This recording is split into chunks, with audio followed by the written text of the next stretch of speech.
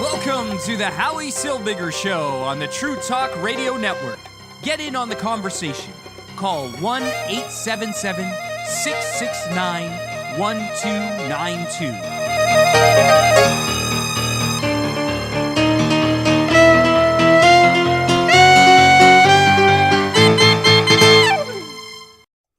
And I'm Howie Silbiger, right here on the Howie Silbiger Show on the True Talk Radio Network. Thank you so much for joining me. I appreciate you being here. I'm happy to be here too.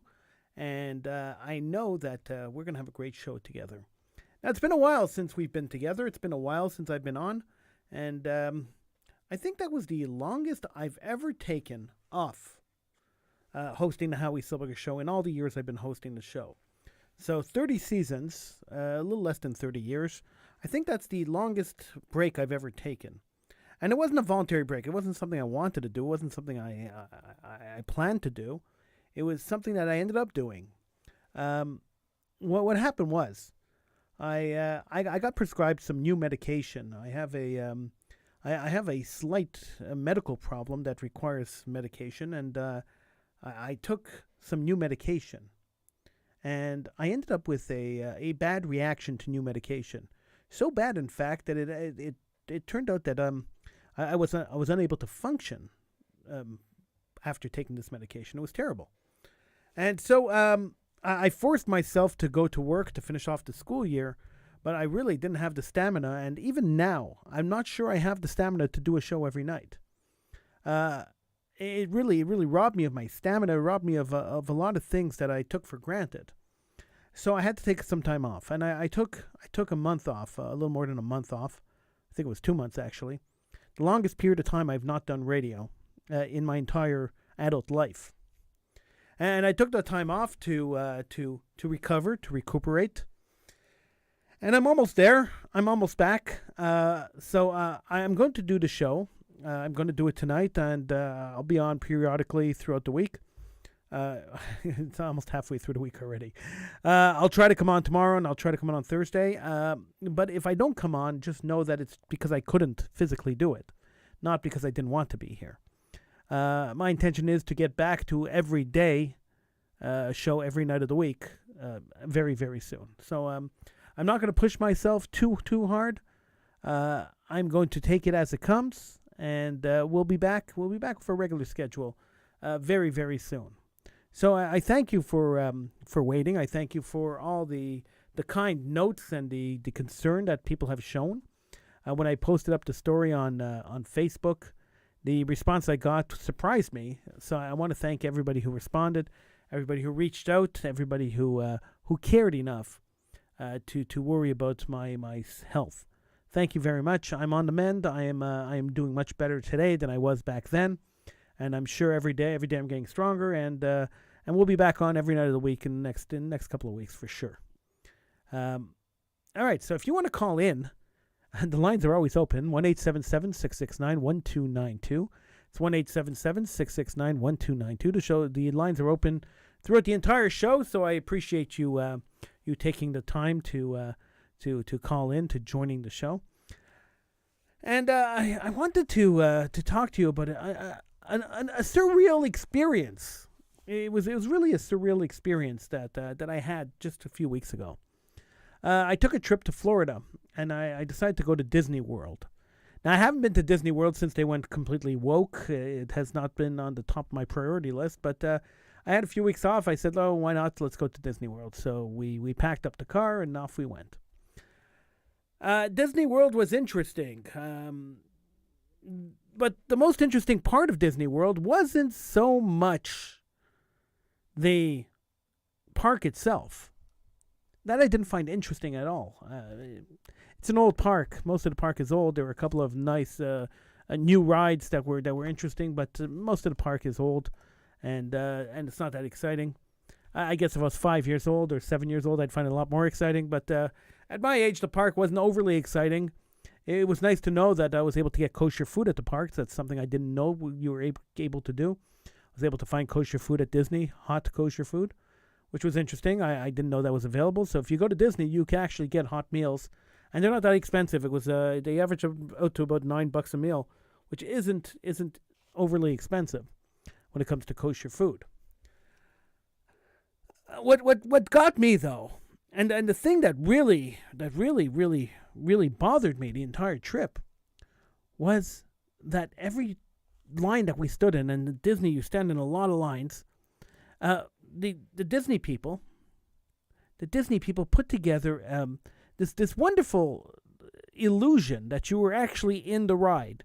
So if you go to a Peter Pan ride and you're standing in line, you're standing in Peter Pan's bedroom, then you move into Wendy's bedroom, and Tinkerbell's flying all over the place. It's really a cool experience when you're looking around and looking at all the detail and all the work that went into creating the decor of the areas that you're standing in while waiting to get on a 2-minute ride, while waiting multiple hours to get onto a 2-minute ride. What got me was that 90% of the people standing in line were staring at their phones, staring into their screens.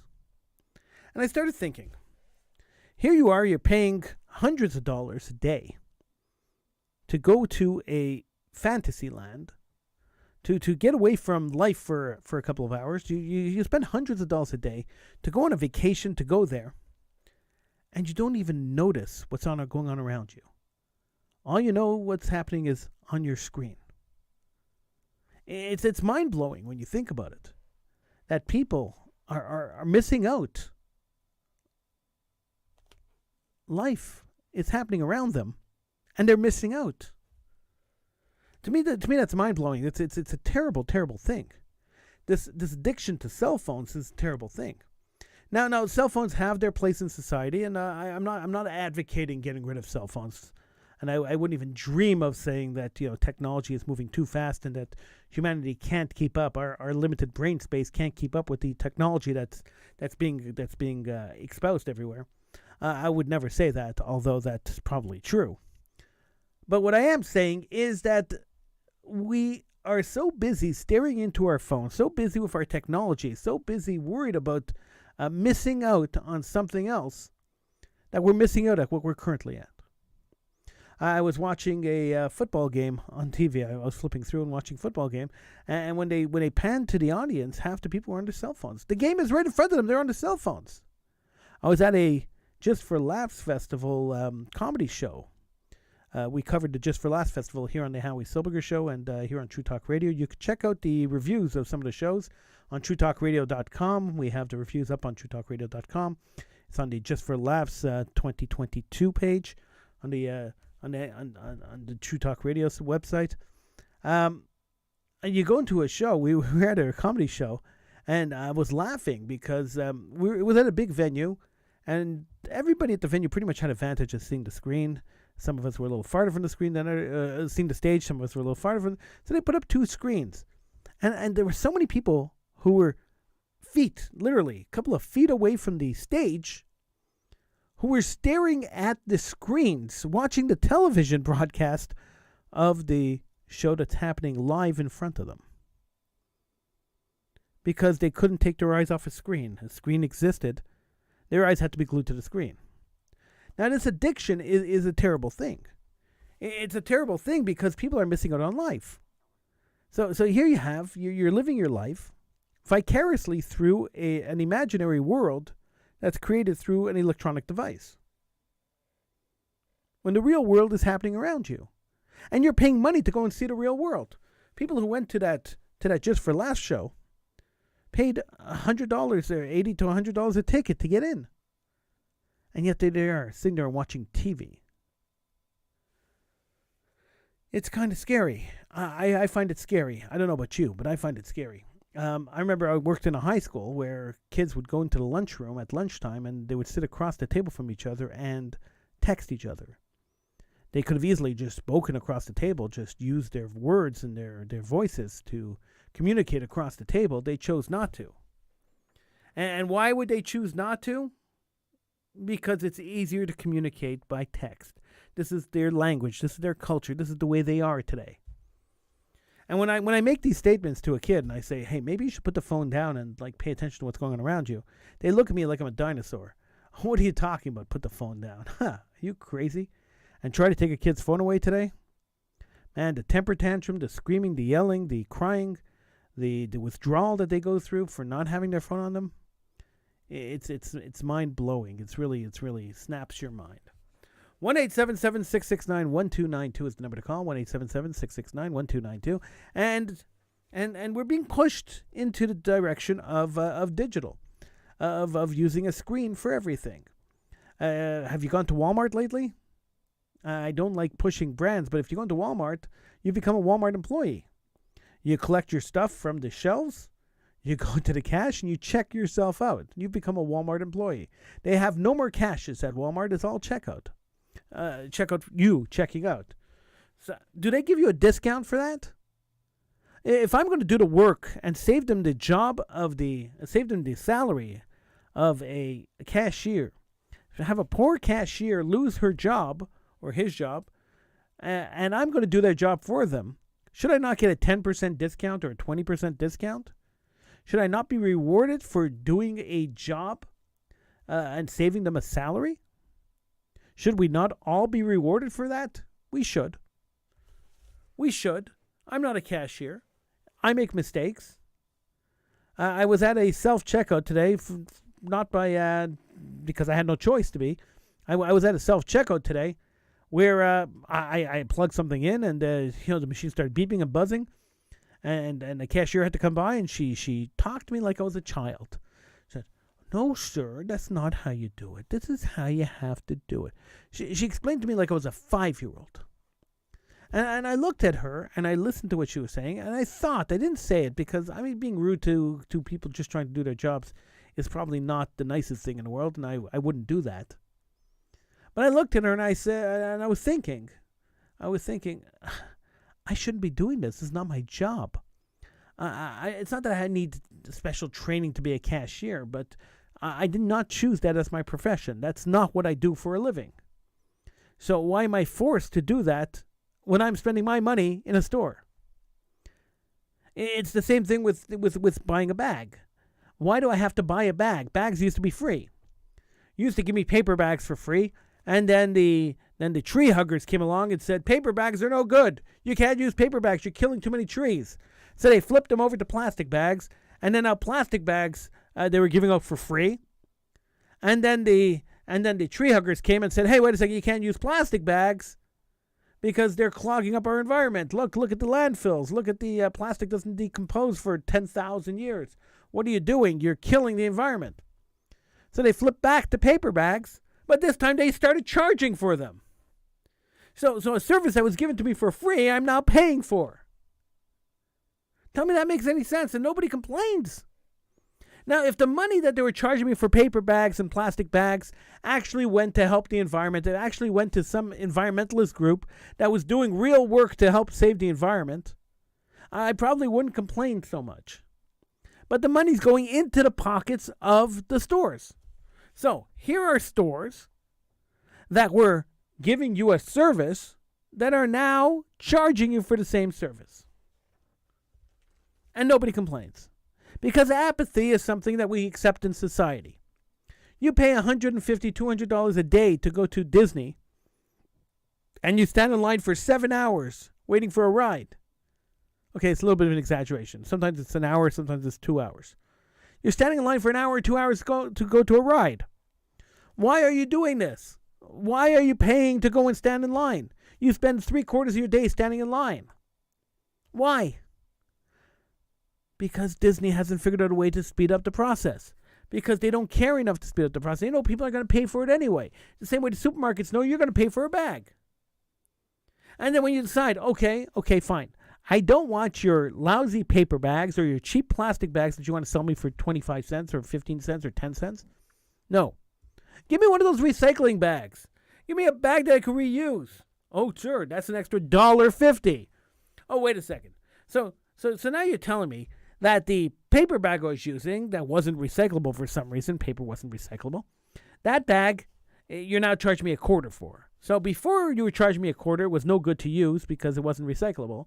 Now that you're charging me $0.25, suddenly it's okay to use.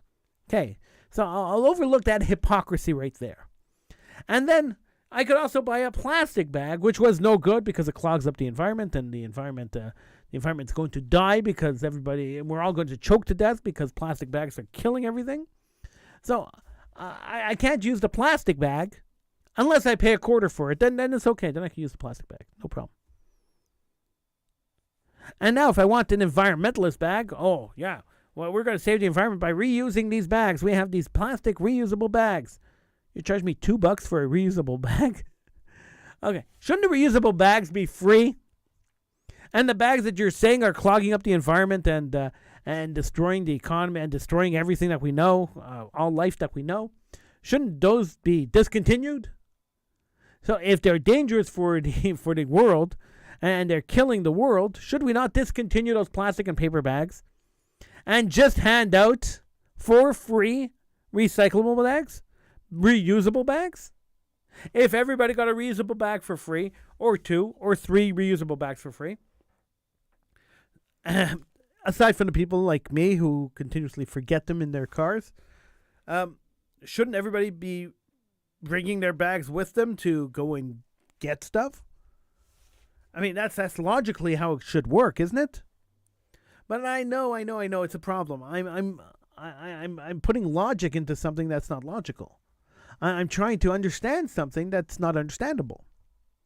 And that's the problem. That's the problem we have in the world today, is that we try to apply logic to stupidity, to idiocy, to moronic stuff. YouTube took down 3 of my shows already. 3 shows where I questioned the mask mandate. Now, I'm not going to get into the details because they're going to rip down this show too. So I won't get into the details of what I said. But 3 shows were taken off YouTube, and I was given a strike that I violated their terms of service because I questioned the efficiency of masks, the efficacy of masks, especially during the COVID pandemic. And they threw me off.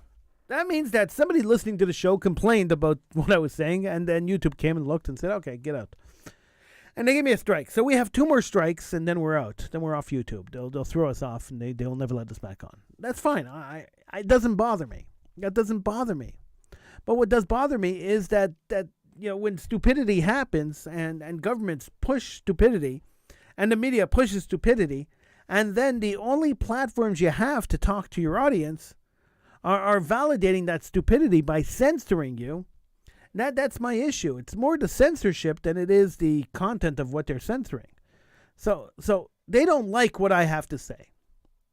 So they take me off the air. It's as simple as that. If I don't like what you're saying, you can't be on my platform. And I suppose because these are private companies that's okay. I mean, if I went into a shopping mall and I stood on a bench in a shopping mall and I started screaming at the people and started preaching in a shopping mall, I'm sure security would come and ask me to leave, and they'd have every right to do that.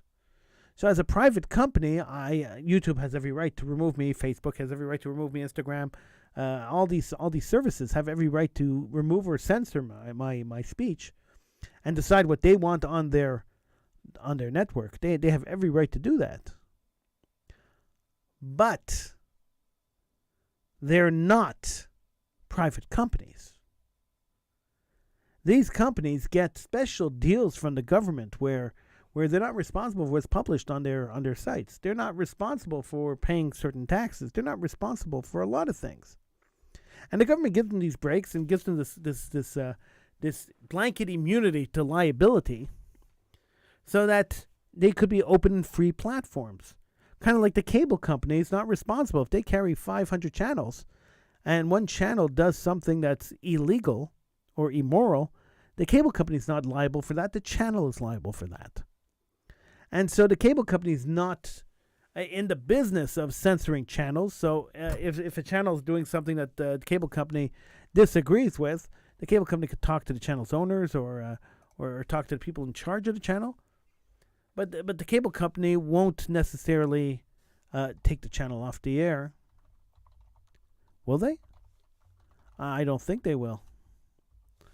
I don't think that's a possibility. I don't think that's what they'll do. But anything's possible. In today's world, anything's possible. Men are men, women are women. I mean, that's not a true statement anymore in today's world. Anything is possible. So when I was growing up, they told me, hey, Howie, if you study hard and you work hard and you're a kind person, you're a good person, anything in life is possible. And now I'm starting to realize, as I get older and older, I'm starting to realize that they're right. Anything is possible. Even the absurd, even the crazy, even the stuff that defies logic and defies science and defies biology. Even that is possible. And that should scare all of us. You should be as scared of this as I am. We should be marching in the streets. We should be screaming and yelling and demanding that this stuff be called out as ridiculous. But then again, who makes that decision on what is ridiculous and what isn't ridiculous? I was listening to a guy speak the other night. He was giving a speech, and he said, I hate the Supreme Court of the United States because of their decision on Roe versus Wade. And he says, when the Supreme Court makes the wrong decision, I stopped right there. I'm thinking, and I stopped listening right after he says, when they make a wrong decision. I said, what do you mean by a wrong decision? Because you disagree with it doesn't make it a wrong decision. Because you think that you know better than a Supreme Court justice on what the law should be, that doesn't make it a wrong decision. It just makes it a decision that you disagree with. And in today's world, people don't understand that. They don't understand that people could have differing opinions. That I could believe in something totally different than you believe in, and I could still be your friend, and we could still discuss it, and we could agree to disagree on topics. Nobody agrees to disagree anymore. That used to be a big thing. I agree to disagree, sir. You may be 100% wrong, you may be 100% right, but I'll agree to disagree. That used to be something. I used to do that all the time. I used to agree to disagree. Okay, fine. We're never going to agree on this. We are never going to resolve this issue between you and me. So let's just agree to disagree, and let's move on. We're continue to be friends. We continue to talk. We talk about something else. But we agree that on this particular topic, we disagree. It's not a hard thing. It's not rocket science, as they say. It's not like, complex algebra. It's just understanding that people have different perspectives on things, and our perspectives are based on our life experiences, on our education, our socioeconomic status. A whole lot of things are contingent on the way we look at the world, and we have to understand that. And in general, we don't understand that. At least most of society doesn't understand it today, or at least the vocal part of society. I won't say most part of society. I think society is relatively intelligent. I think there are very intelligent people in society, but I think those intelligent people kind of keep out of the limelight. And they keep out of the limelight because they don't want to fight with the stupid people. The stupid people are on television. The stupid people are the ones who are screaming and yelling and marching in the streets. Stupid people are the ones who are pushing ridiculous policies. And the smart people are sitting back and either laughing or sitting back silent in fear. Because there's no other way to put this, but it's a scary situation. When the asylums take over, when the inmates take over the asylum, you have a big problem. It's a huge problem. 1-877-669-1292. That's 1-877-669-1292 to get in on the conversation. I'm Howie Silbiger. It's the Howie Silbiger Show. Don't forget to download the True Talk Radio Network app. You could get it from the App Store, the iPhone App Store, the Android App Store. The app works on everything, so don't forget to download the app. On the app, there's more than the Howie Silbiger Show. You can hear 24 hours of programming right here on True Talk Radio, including some great shows like the Ben Shapiro Show and shows like the Mark Levin Show and local shows. We have a whole contingent of Montreal shows. Peter Anthony Holder does a show. Remember him? He does a show called The Stuff File. And that airs here on True Talk Radio. You have Rick Keene's Music Scene, which is a fascinating look into music from a Music Insider. You have Inside the Vault with Sheldon Eric Fried. You have two shows by me, The Political Hitman and the Howie Silbiger Show. We have the Rant Network. There's two guys who get on there and rant. I mean, there's so much to listen to all day long. So tune in to TrueTalkRadio.com. Download the True Talk Radio Network app from the app stores and join the True Talk Radio experience. Very, very, very, very, very soon, it's imminent. We are launching True Rock Radio.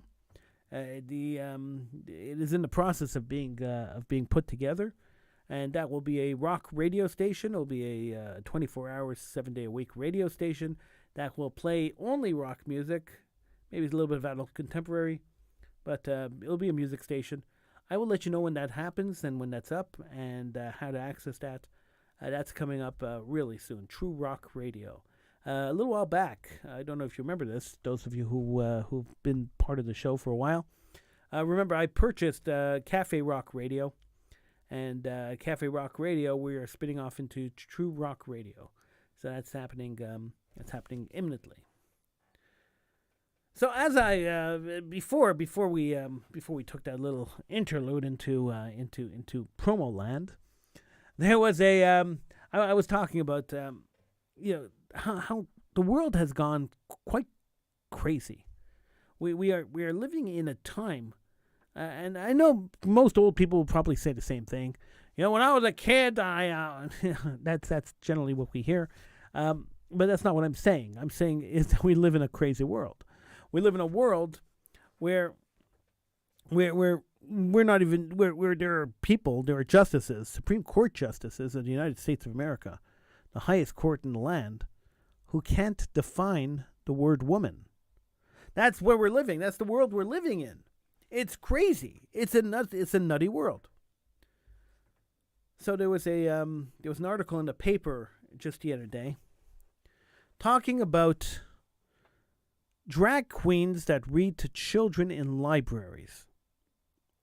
Now, I have to be honest with you, and I really don't care how people dress or what their sexual orientation is or how they feel that they are or who they are. I couldn't care less. In my opinion, and I've expressed this before on the show, and I will express it forever until I take my last breath. In my opinion, your sexual prowessness, your sexual preferences, your preferences on the way you want to dress or the way you want to identify or anything else, it is your business. It's not my business. I don't care at all what you do in your bedroom, what you do behind closed doors. So don't bother me with what you do behind closed doors. So if you have a sexual orientation that's different than mine, that's fine. You're entitled to it. You could do what you want in your bedrooms. Don't bother me. I don't bother you. I don't do stuff out of my bedroom. You don't do stuff out of your bedroom. And what we do behind closed doors is our own private stuff. And it's not your business, not my business. So let's leave it at that. So drag queens reading to children didn't make any sense to me. Number one, why would we hire drag queens to read to little children? What is the educational benefit of having a drag queen rather than just anybody reading to little kids? Is there some kind of entertainment value that's incorporated into this? But if there is entertainment value, do the drag queens do a burlesque show to a bunch of 6-year-olds? I'm not sure what the advantage of having drag queens reading to kids are. It doesn't make any sense to me. Now, let's say there is some kind of educational value, which I can't see what it possibly could be. But let's assume that there is some kind of educational value to hiring drag queens to read to kids. Why publicize it? So, the only conclusion I could come to, and I've thought about this for a little while, I haven't put too much brain power into this because, I don't want to lose too many brain cells. But I thought about this for a little while, and I came to the conclusion that the only reason that people are talking about drag queens, reading to kids, is because they're trying to push a political point. Like everything else in the world, they're trying to push a political philosophy. And by saying drag queens are reading to our kids, what they are actually saying is that you have to accept drag queens. This is normalizing the drag queen culture or whatever they want to call it. Once again, I don't care.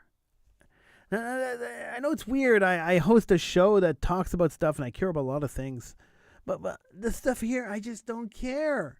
Why you bother me with this stuff? Why does my brain have to be cluttered with drag queens? Who cares? Why do I have to read about it in the paper? If a guy wants to wear a dress and go read to kids, go read to kids wearing a dress. As long as you don't molest the kids, you don't bother the kids, you don't do anything to the kids that's inappropriate, then I don't care if you're wearing a dress. I don't care if you're wearing pants. I don't care if you're wearing a cowboy hat or a pirate hat and an eye patch. Read to the kids. Who cares if you're dressed in costume? Why is this a big deal? Why are there people protesting this? What is the difference? Now, don't get me wrong. I'm talking about, people dressed in dresses reading to kids in libraries. I'm not talking about the shows that we hear about in the States where they're taking kids to bars where there's alcohol being served and some kind of sex show going on.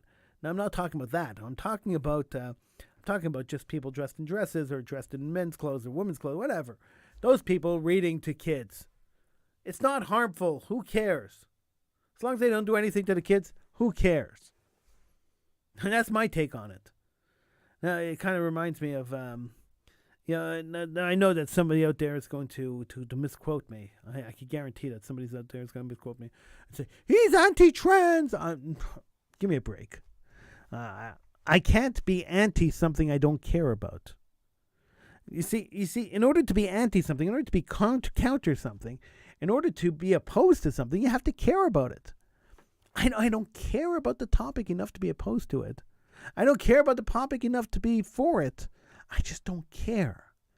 It reminds me a couple of years ago, maybe a dozen years ago, the one of the synagogues in Montreal decided that they were going to celebrate their 75th anniversary of the synagogue by hiring a gospel choir. Now, I know saying this out loud again, like so many years later, saying it out loud back then when it was happening, I found the whole thing ludicrous. But saying it now, I find it even more ludicrous that a synagogue would hire a gospel choir to celebrate their birthday. It seems outlandish and crazy. But that's what the synagogue did. So I did a show on it years and years and years ago, and one of my callers called in and said something that was a little off color. What she said was, maybe the rabbi will bring his boyfriend to the concert. Okay, fine. So that's what was said, and I was like, okay, whatever, and I hung up on the person, and we moved on. A couple of days later, I saw that my friend, David Abitball, who owns Julicious, a great website, Julicious, had posted a clip from that event of the gospel choir singing at the synagogue's birthday. And there were comments, and I started reading the comments, and one comment, oh, what a beautiful thing, and okay, whatever. And then one comment said, oh yeah, I heard about this on a particularly anti-gay, homophobic Howie Silbiger show. And I sat back and I thought about it for a second. Anti-gay and homophobic? Anti-gay and homophobic?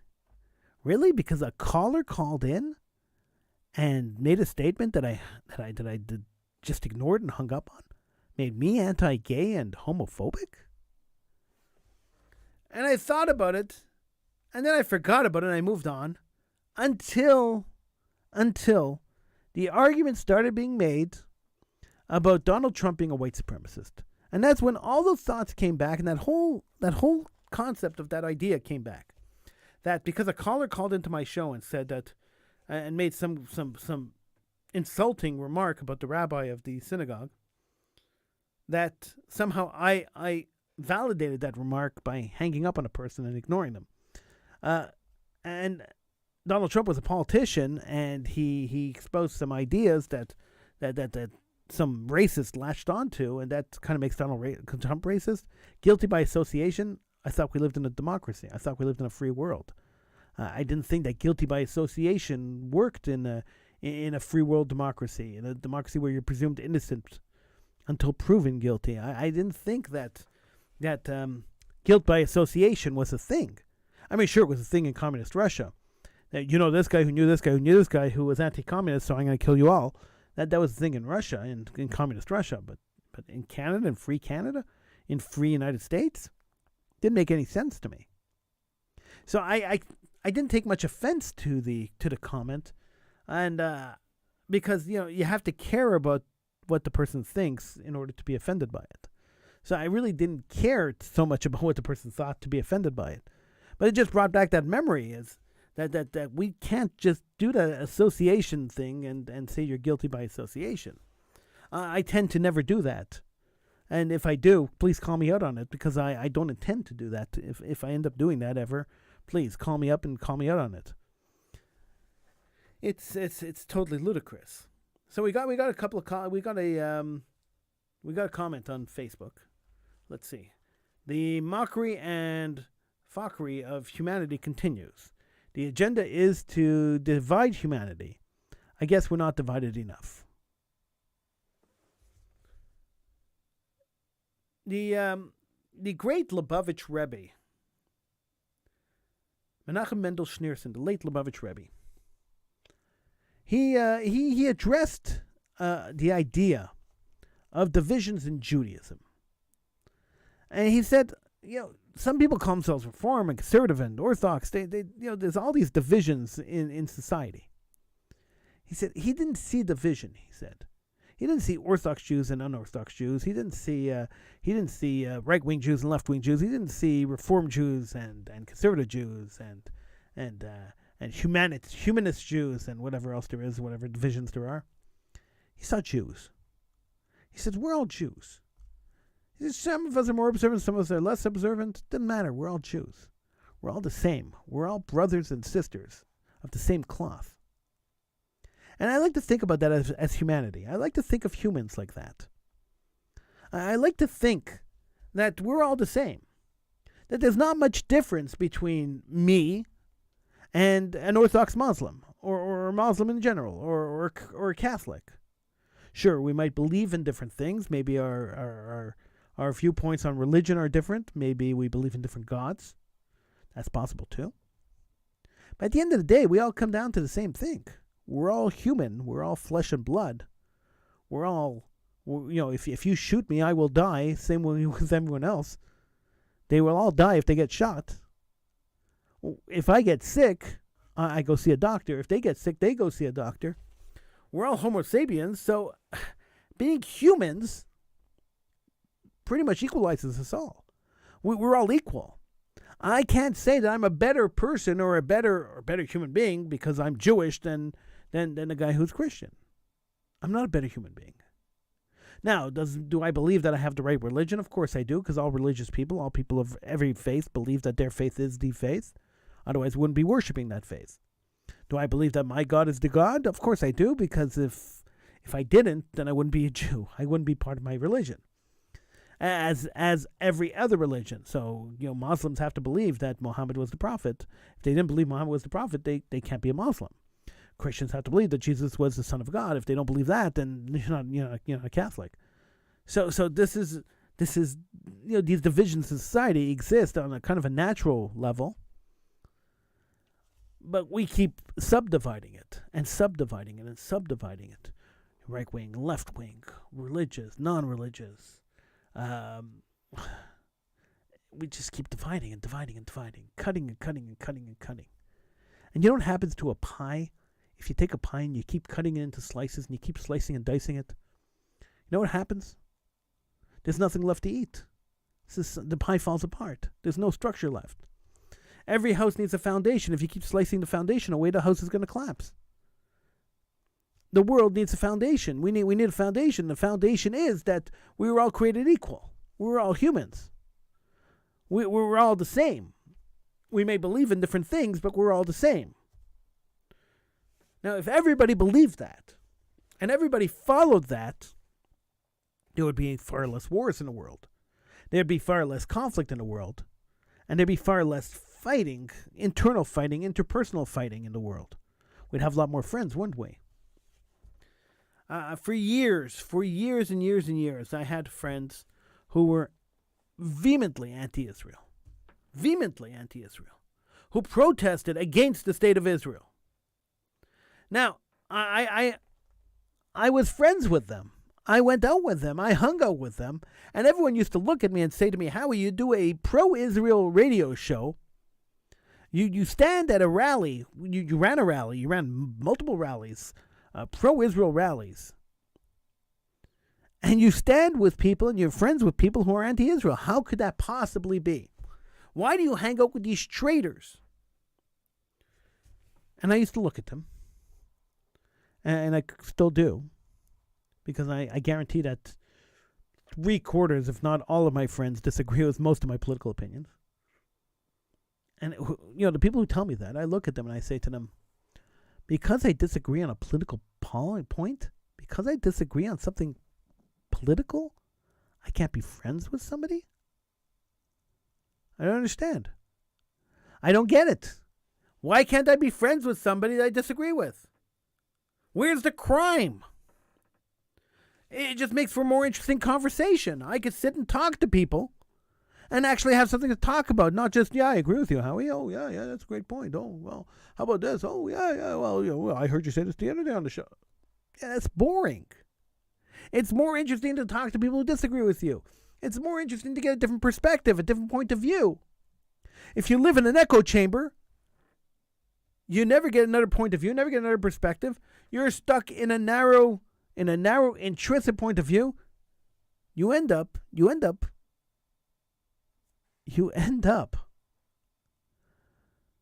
intellectually dead.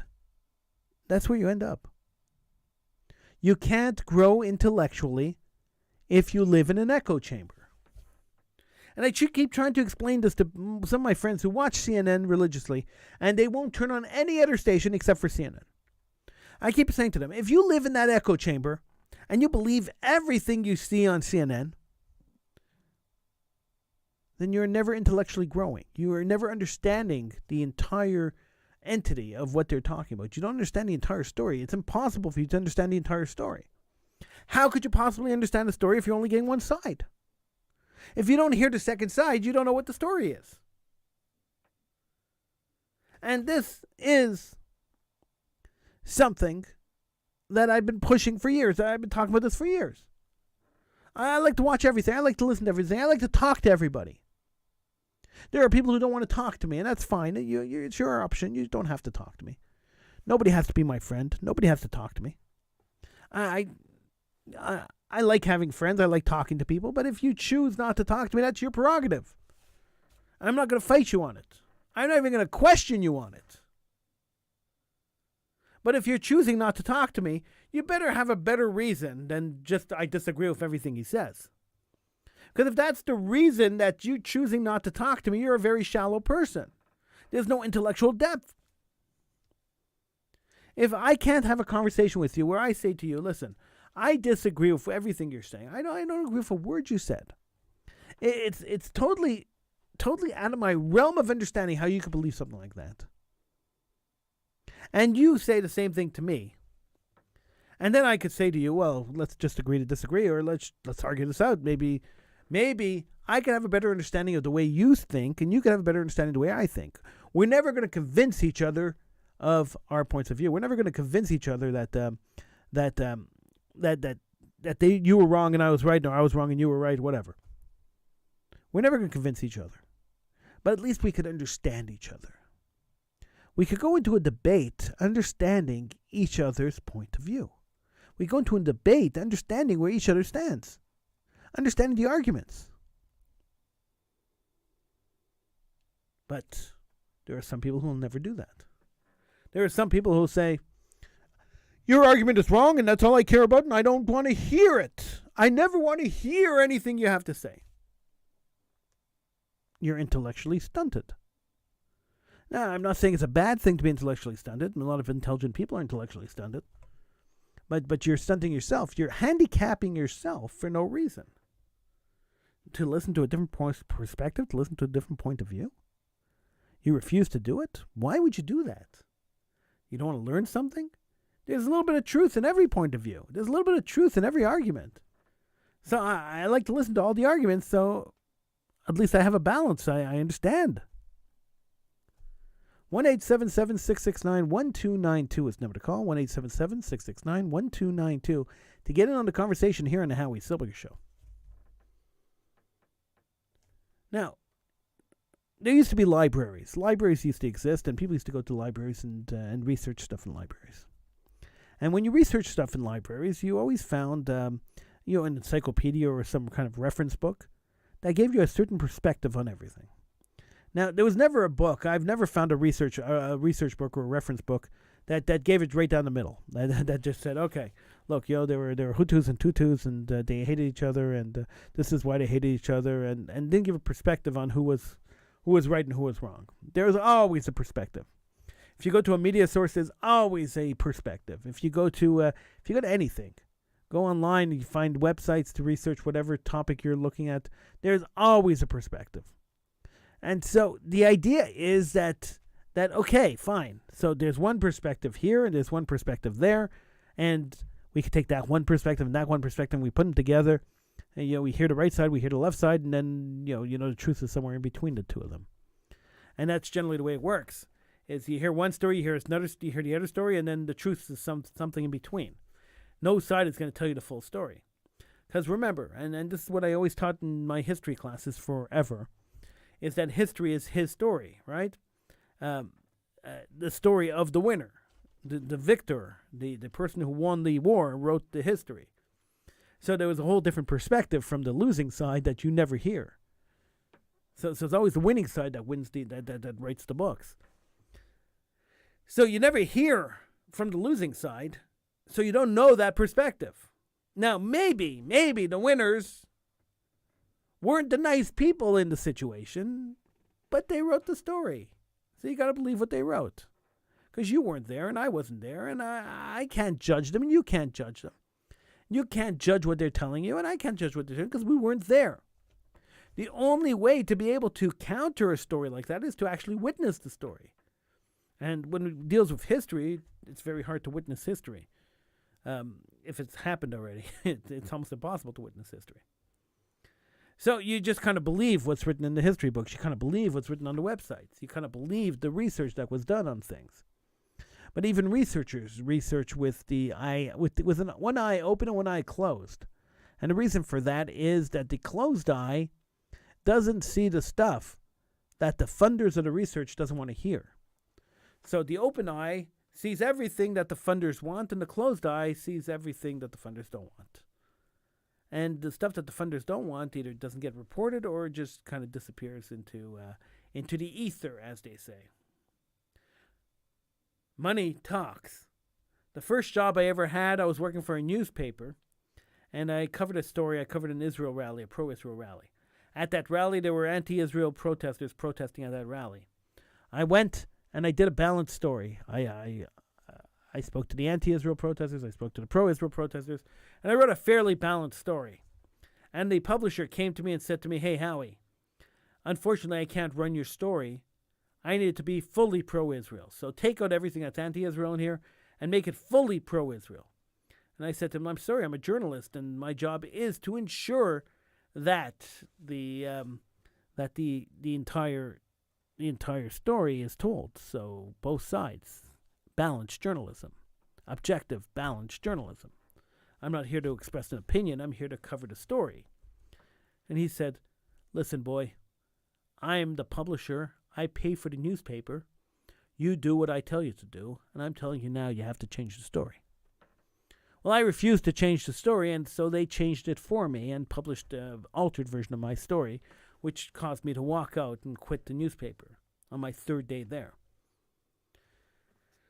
Because I have integrity, and I wasn't going to allow them to change the story. I put my name on it.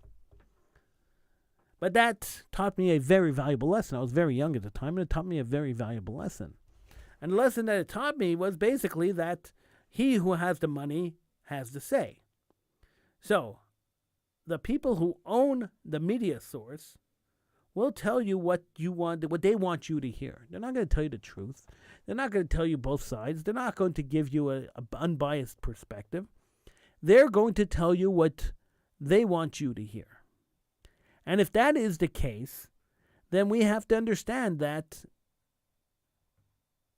we have to do our own research. We have to be able to watch different perspectives. We have to be able to look at different sides of the story. We have to be able to understand that there is creative editing and rewriting and all sorts of stuff that goes on in media newsrooms that the general public may not even know about, but it happens on a continuous basis. Now, once we know and understand that that's what's happening, then we can understand it's not sufficient in order to understand the story. We have to understand that two sources of media are probably not sufficient to understand the full story. That you have to look at 4 or 5 or 6 or 7 varying opinions to get the full story. Because there's no real news organizations anymore. They're all opinion organizations. And now they've even started writing opinion into news stories. So it's just basic opinion. Once we understand that, then we can understand that world politics exists only because it's fed by the media. That the media basically controls the world. Politicians don't control the world. The population doesn't control the world. The people who manipulate people's minds control the world. And once we understand that, then we understand that when people's faces are glued to their phones, and they're watching their phones rather than watching what's going on around them, when they're standing in line at Disney World after paying hundreds of dollars to get into the park, and they're staring at their phones endlessly throughout the day instead of looking around, going around them, they're being brainwashed like the rest of us. Their addiction to their cell phone is a form of brainwashing. And the stuff that they're watching is influencing their world and their perspective on everything else in the world. And that is the scariest thing in the world. That 4 or 5 media companies have control of 90% of human minds. It's scary.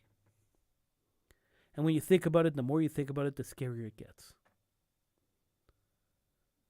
And how do you reverse it? That's the big question. Where do you go? How do you turn it around? How do you take it and tell people, listen, you've been brainwashed. The media has got a grip on you. You're addicted to your cell phone. Most people, you'll tell them, you're addicted to your cell phone. They'll say, no, I'm not. I'm not addicted to it. I mean, I could put it down anytime. Take the cell phone away, turn it off for 5 minutes and see how crazy those people go. You'll see how addicted they are. That's part of the brainwashing. And it's not new. It's not new. In the 1930s, the Nazi Party brainwashed all of Europe and managed to convince them that Jews were vermin and that they could destroy the world. They have to be destroyed, which led to the Holocaust and murder factories being set up and people voluntarily running murder factories, murdering other human beings, simply because they were told that these human beings weren't human, even though obviously they were. This kind of brainwashing allowed for overthrowing of dictatorships. This kind of brainwashing allowed for the establishment of dictatorships.